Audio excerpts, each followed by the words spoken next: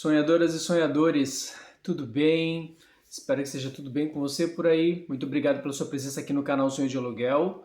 Hoje eu, Cláudio, te conto a minha... Bom, esse vídeo tende a ser somente a primeira parte da minha história no Brasil.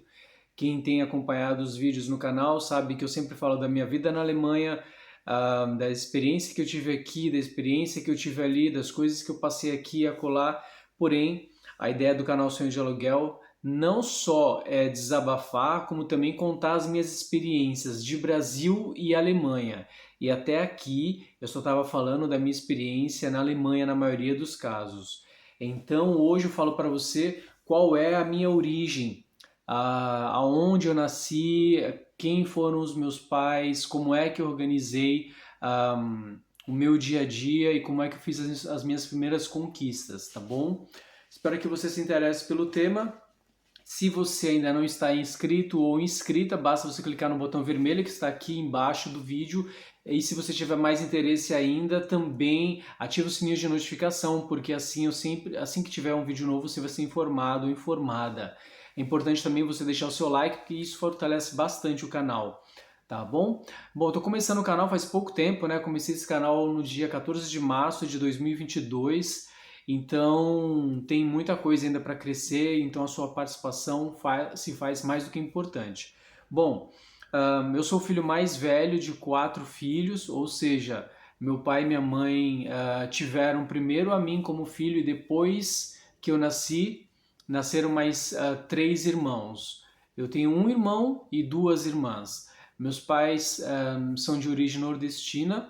Meu pai nasceu em Pernambuco, num vilarejo, me parece que ainda é um vilarejo chamado Maraial. Não confunda com Maranhão. Ele nasceu no Pernambuco, num vilarejo, pelo que me consta, se chama Maraial. Se você conhece essa localidade, coloca aqui nos comentários também. A minha mãe nasceu na Bahia, em Salvador. Os dois se conheceram e foram buscar oportunidades melhores em São Paulo, como se falava em alguma dessas novelas por aí. Então, meus pais chegaram a Santos, onde eu nasci, cresci e só saí de lá para morar num outro local, sendo aqui na Alemanha, né? Bom, eu tive uma infância bem... Meus pais, assim... Não, primeiro falar dos meus pais, né? Meus pais, assim, foram dois baita guerreiros, tanto meu pai quanto a minha mãe. Meu pai trabalhava, sei lá, acho que 13 horas, 14 horas por dia. 4 filhos, né? Aluguel para pagar, isso, aquilo, uma vida totalmente sem luxos, uma vida... Na verdade, o luxo do meu pai era poder dormir. Esse era o luxo dele, né?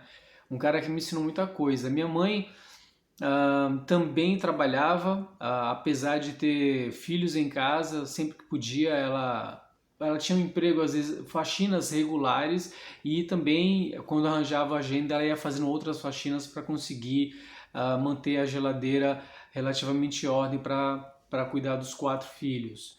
Nesse aspecto, a minha infância ela não teve nenhum luxo. O luxo, na verdade, era ter onde morar e ter o que comer, né? E eu sempre fui muito curioso, então eu fazia dessa curiosidade, sem saber, né? Não tinha esse conceito tão elaborado quanto hoje. Sabe quando você explica a sua infância, e aí você explica a sua infância com palavras que na infância você não teria? Basicamente é isso, né? Então, sempre fui muito curioso, tinha muitos livros em casa, meu pai tinha comprado enciclopédia e eu ficava folheando essas enciclopédias, eu queria entender o porquê que o mundo era daquele jeito, porquê que tantas coisas já tinham nome, carro já tinha nome, casa já tinha nome.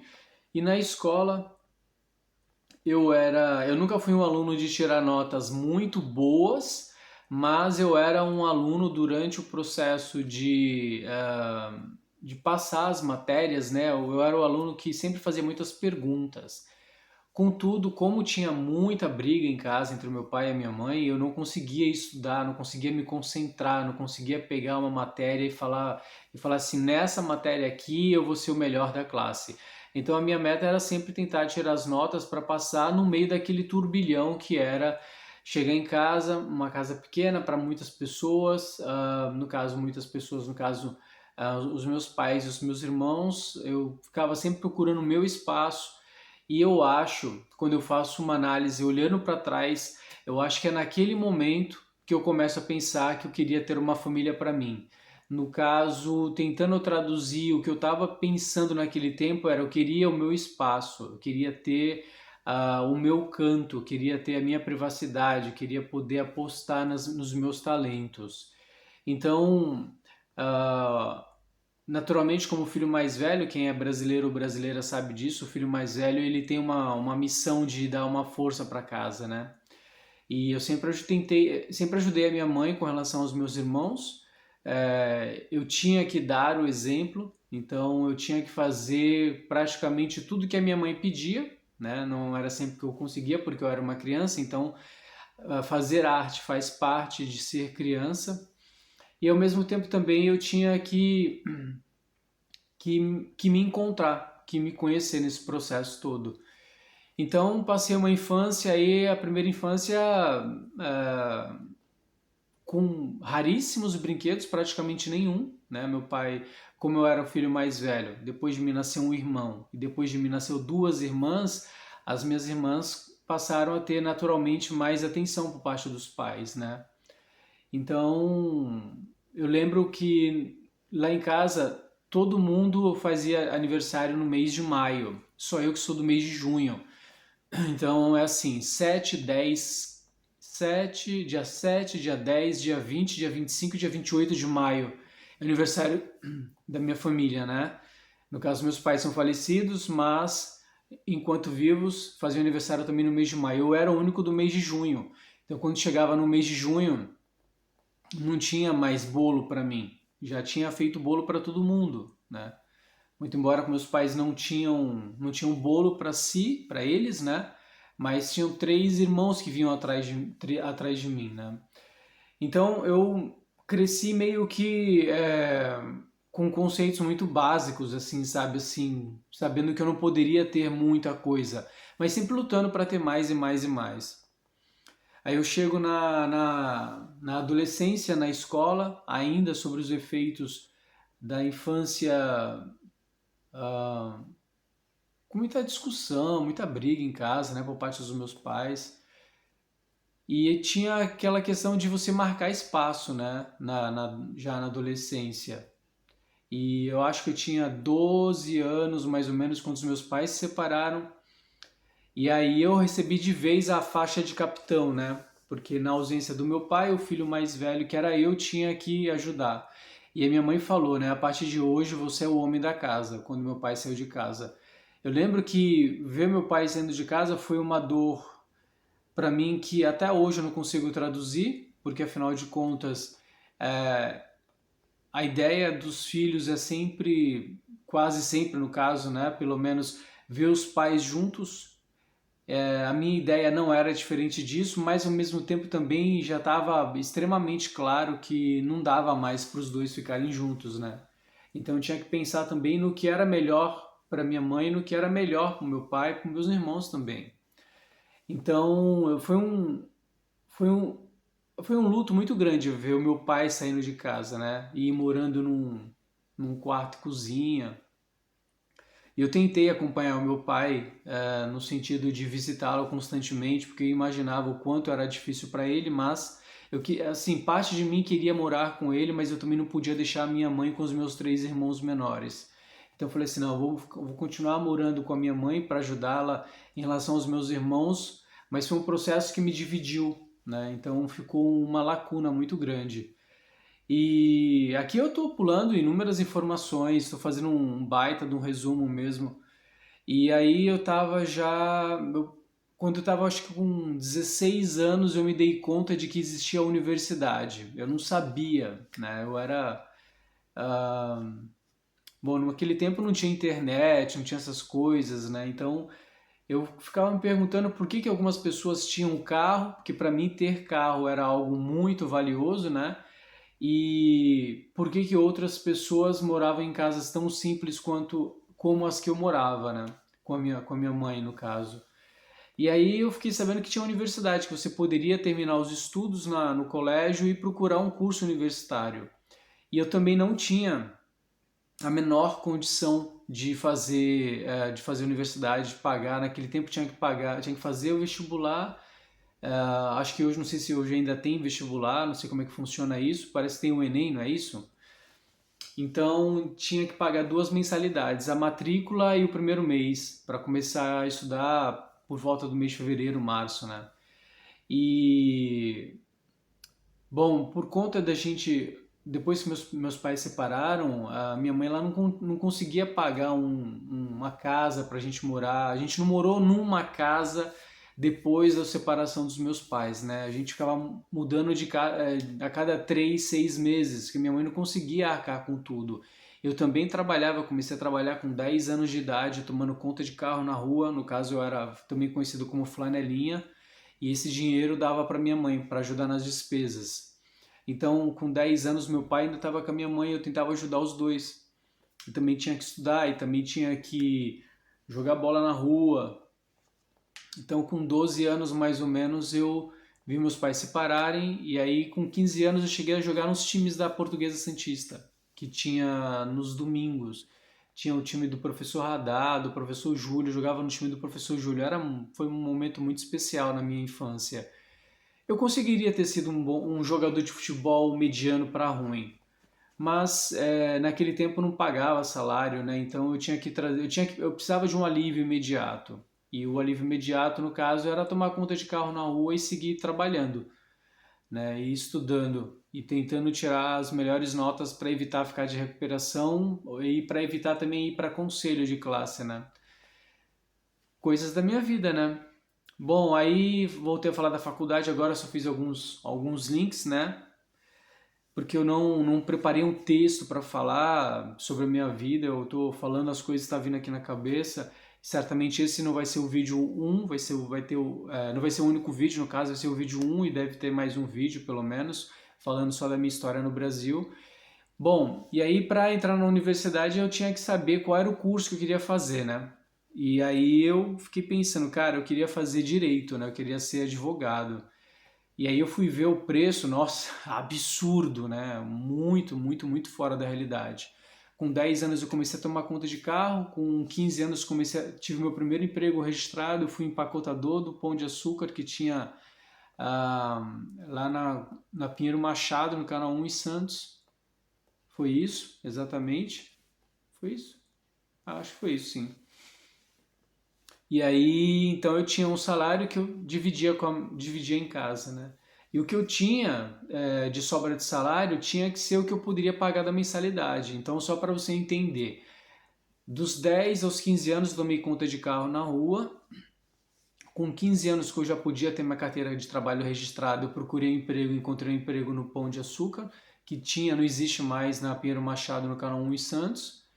Então, a partir daquele momento eu tinha um salário fixo e depois daquilo, eu fiquei lá uns 2 anos, eu acho. Comecei como empacotador, depois passei para os serviços internos, depois saí de lá. Aí fui trabalhar como office boy numa empresa de créditos.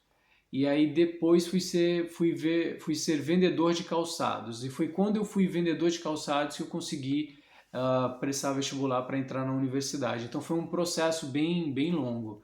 O fato de não ter escrito o texto para fazer esse vídeo está fazendo com que às vezes saia muito perdido, mas eu estou tentando fazer um link, tentando deixar o mais claro possível para você. E aí, então, eu queria fazer o curso de direito, ou seja, me formar e ser advogado, né? Só que era muito caro, assim, eu tinha a sobra de salário de R$ 150 para mim, por exemplo, né? E só a mensalidade do curso de direito custava 250, então eu já estava mensalmente menos 100, o que era inviável, porque não é só pagar a faculdade, você tem que ter o caderno, você tem que ter caneta, você tem que pagar a condução para ir para a universidade, você tem que levar comida, né? E o curso de direito, para quem sabe, é um curso que ele é muito caro. Ele é muito caro no sentido de você ter que investir muito tempo, de você ter que comprar livros e seria para mim assim talvez eu tivesse conseguido, mas eu acho que a probabilidade, décadas depois, né, eu acho que eu não teria me formado.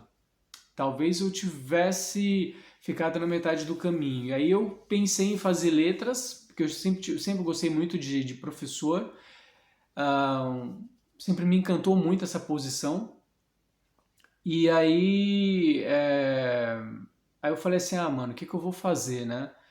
Aí vi que tinha um curso chamado Turismo, e naquele tempo, no Jornal Nacional, trabalhava um jornalista chamado Joelmir Betting, não sei se é do seu tempo, mas na minha opinião, um dos melhores que eu já vi, um cara que eu admirava o jeito, assim, sabe? Admirava a riqueza do vocabulário dele, a postura dele. Então eu ficava imaginando como aquele cara ele era na vida privada. Eu falava, pô, cara, esse cara deve ser um exemplo, né? E meu pai bebia muito, né? E eu pensava assim, pô, acho que o Jomir Betting não deve beber. Então, para mim, não beber já era um bom princípio para você, de repente, conseguir fazer realmente o seu melhor. Entende o que eu quero te dizer? Bom, ahn, e aí o Jomir Betting estava numa dessas passagens dele no Jornal Nacional falando que o turismo ia crescer no Brasil, blá blá blá blá blá. Blá. Aí eu falei, pô, turismo, isso deve ser legal. Aí prestei vestibular, estudei pra caramba, paguei um professor para tirar dúvidas, porque eu não tive condições também de fazer curso pré-universitário nem nada. E aí eu já estava já uns 2 ou 3 anos, há 2 ou 3 anos naquele tempo já tinha terminado o terceiro colegial. E aí eu fui e passei acho que em 13º, né? Eram 120 vagas, peguei uma ótima colocação. Naquele tempo também, para você ver a sua classificação, você tinha que comprar o jornal. E aí eu comprei o jornal, né? O jornal A Tribuna, e tava lá o meu nome. Cara, eu chorei e para mim foi muito emocionante, né? Só que faltava pagar, né? Faltava pagar a faculdade, né? E como é que eu fiz, né? Como é que eu fiz nisso? Bom, deixa eu só terminar de falar do jornal, né? Eu peguei o jornal eu fui no bar que meu pai trabalhava e mostrei para ele que eu tinha passado na faculdade, né? E meu pai chorou. Ele ficou muito emocionado de saber que eu tinha chegado à universidade, porque a minha mãe era analfabeta, né? E o meu pai, ele era semi-alfabetizado, então ele tinha estudado talvez até a quinta série no tempo dele. Então, para ele, me ver chegar numa universidade foi algo muito especial. Bom, e como é que eu ia pagar agora a faculdade, né? Sendo que eu só tinha uma sobra de R$ 150 por mês, porque a outra parte do meu salário dava para minha mãe. Eu fiz o seguinte, cara, eu trabalhava numa loja de calçados e eu falei pra galera, eu falei, pô, cara, eu gosto muito de vender calçados aqui, a gente tinha uma boa grana porque era comissionado, né? Então, quanto mais você vendia, mais você ganhava. Então, era uma linha de produção que era baseada na motivação. E eu queria dinheiro para ajudar em casa, minha mãe, também queria comprar minhas roupas, também eu vendia calçados, eu também queria ter dinheiro para comprar um calçado bom. Eu trabalhava numa loja que vendia só tênis de marca, né? Quem, o brasileiro sabe o que quer dizer isso, né? Que era Mizuno, Nike, Adidas, né?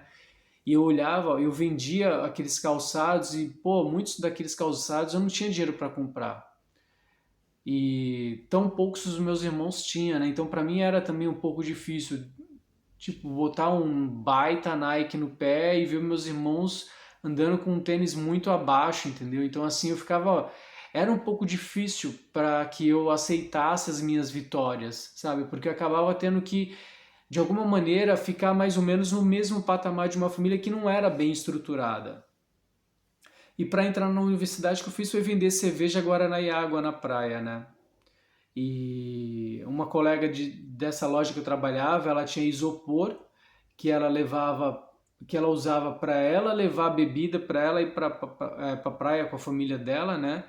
E esse isopor, foi meu primeiro isopor que me ajudou a vender cerveja Guaraná e água. Então eu peguei uma grana, enchia o congelador da minha geladeira de casa de gelo, né?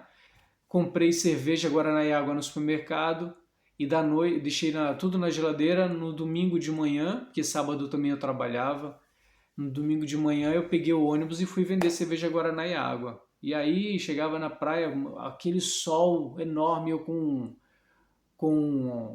o isopor no ombro, né? Eu falava, cerveja Guaraná e água! Cerveja Guaraná e água! Cara, era. Nossa, era muito cansativo. Era muito cansativo. Mas, pô, deu certo. Deu certo. Aí eu sempre guardava, eu separava o dinheiro, né? Uma pequena parte ficava comigo para eu comer durante aquela semana. Uma parte eu guardava para comprar mais cerveja Guaraná e água para o outro domingo. E uma parte eu guardava para pagar a mensalidade, a primeira mensalidade e a primeira matrícula. Primeira mensalidade e a matrícula do curso que eu viria a ser aprovado, que eu falei há pouco, né? E aí eu passei o verão todo fazendo isso, cara. Então, chegou no final, eu tinha a grana para pagar a primeira parcela, a primeira mensalidade e sobrou um pouco. E, pô, quando eu entrei na universidade, cara, que a mulher falou assim: ah, o senhor, a sua sala é a sala número X, babababa. Eu cheguei na faculdade, eu vi, pô, um monte de gente nova, assim, tudo adolescente, assim, vamos falar entre aspas, assim, adolescente, galera de 18, 20 anos, né, na mocidade. E eu falei, cara, eu consegui, né? Deu certo, não é o curso de direito. Eu também pensei, quando eu era pequeno eu queria ser muita coisa, né, cara? Eu queria ser motorista de ônibus, queria ser jogador de futebol, queria ser cantor. É porque minha mãe gostava muito de música, aí eu falava assim, pô, se eu conseguir ser cantor, eu vou fazer minha mãe feliz, né? E mas eu sempre trabalhei, né? E o sonho de casar já estava naquele tempo incutido na minha cabeça, né? E, bom, basicamente é isso. Aí começou a faculdade, cara, aí pra mim foi trabalhar de dia, ir pra faculdade à noite, cara. Você pode ter certeza do que eu vou te falar, assim. Foi uma das vitórias mais lindas e mais relevantes da minha vida. Uma das coisas assim que mais me deu orgulho de ter alcançado, sabe assim, porque eu vim de uma eu sempre morei em bairros muito pobres, né? Eu tive inúmeras propostas de me envolver com tráfico, essas coisas todas, entendeu? De consumir drogas. Mas eu sempre escolhi o caminho de fazer as coisas da melhor maneira possível. Muito embora eu tenha errado muito ao longo da minha vida, eu tenho muita vergonha disso. Mas também faz parte de tudo que eu fui, de tudo que eu aprendi, de tudo que eu visualizei. Então não dá pra, sabe? O que a gente tem que fazer é pedir perdão, lançar o perdão para o universo, pedir perdão para Deus, não repetir os mesmos erros e tentar melhorar. Então é isso. Daqui a pouco tem mais, eu gravo uma outra parte de como foi a minha vida no Brasil, tá bom? Fica com Deus, um beijo, tchau.